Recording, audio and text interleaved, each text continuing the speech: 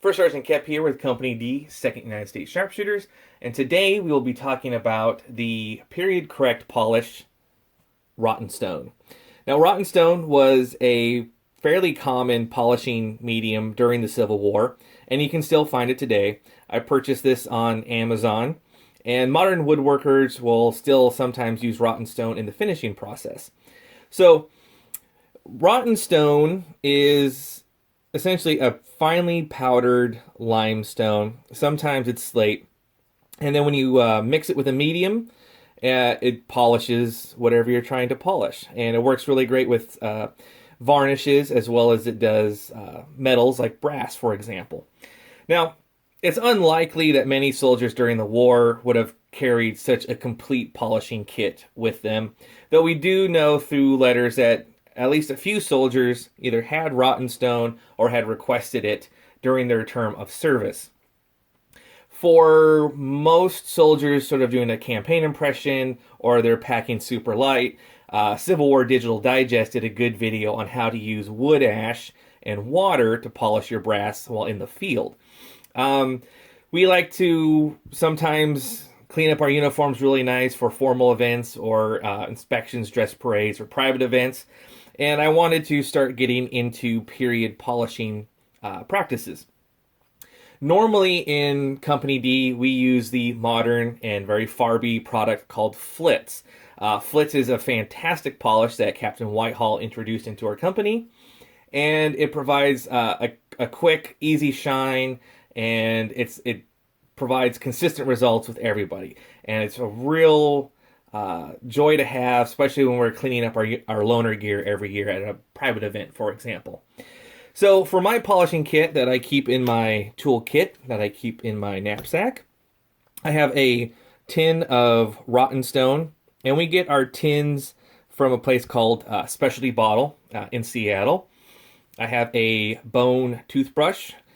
Make sure if you do have another toothbrush, you don't confuse it with the one that you brush your teeth with. I have a polishing stick, and this one is just a 3/4 by 3/4 inch square of scrap oak that I had in my shop. And I took maybe a 3-inch piece of leather and glued it to one side and bent it over the edge. And this allows me to get more into the details of various brass items that you may have to polish. Very handy. If you don't have anything like this, a scrap piece of leather will go a long way in buffing your brass. If you do have a lot of buttons that you need to polish, having a button board of some sort around is going to be handy. If I'm wearing my frock, for example, I have rubber buttons, so I don't need to worry about it. But every once in a while, it's nice to clean up your brass buttons if you have them. For cleaning patches, I have some scrap wool flannel.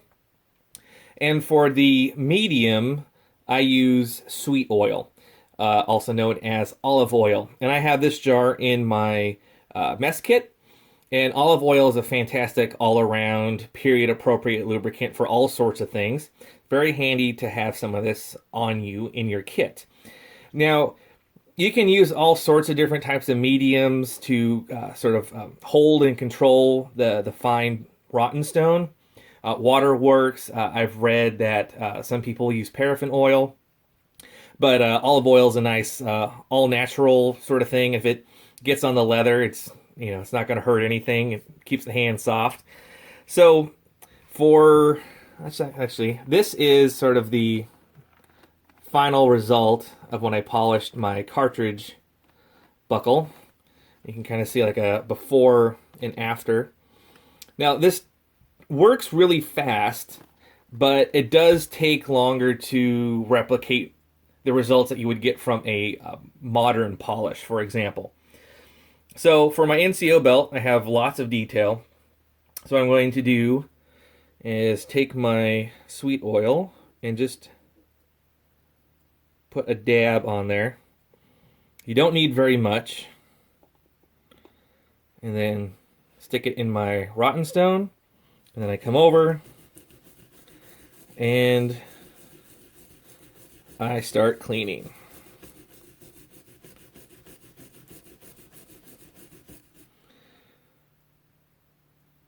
Now, the nice thing about Rottenstone is since it's limestone, as you keep using the same Rottenstone, the grit gets finer and finer and finer. So don't give up on any sort of cleaning patches that you have, because the well-used cleaning patch that still has embedded Rottenstone is going to provide the sort of final, really nice high luster that you would expect to see if you were getting cleaned up for, say, a dress parade or something like that.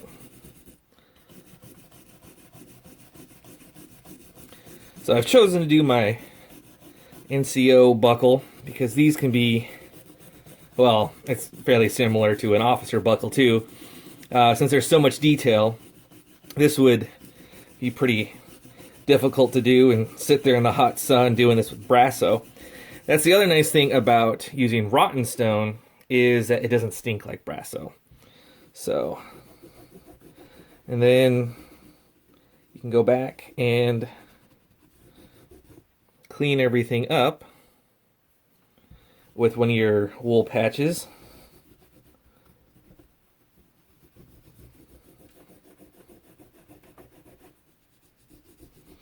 And you can also just put a little sweet oil onto your patch and dip it into your Rottenstone and just polish with that. So if I was doing my buckle, I would just get my patch oily, dip it in the Rottenstone, and rub the buckle until it's all nice and clean.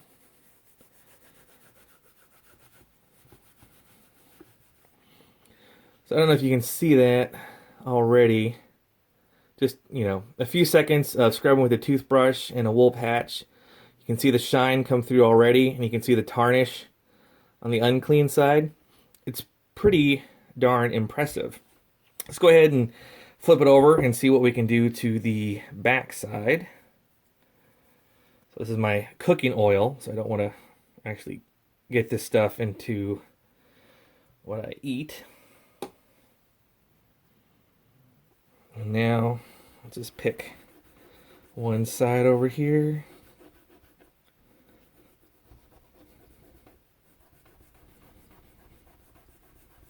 So I can give you another example. See how the oil will stay in the patch? And you can just pick up anything that kind of gets away from you. So there you go. Let's see. You can kind of see the before and after. If I get the light right. Now, the nice thing about these buff sticks is natural polishes work well, but getting that high shine is going to take a lot more work. Just going at it with Rottenstone and your medium of choice, you'll get a nice, clean, kind of semi-gloss or even like a satin finish on your brass. But the buff stick is what's really going to help you bring that shine out. And as with all sorts of buffing, it's not so much the pressure as it is the speed.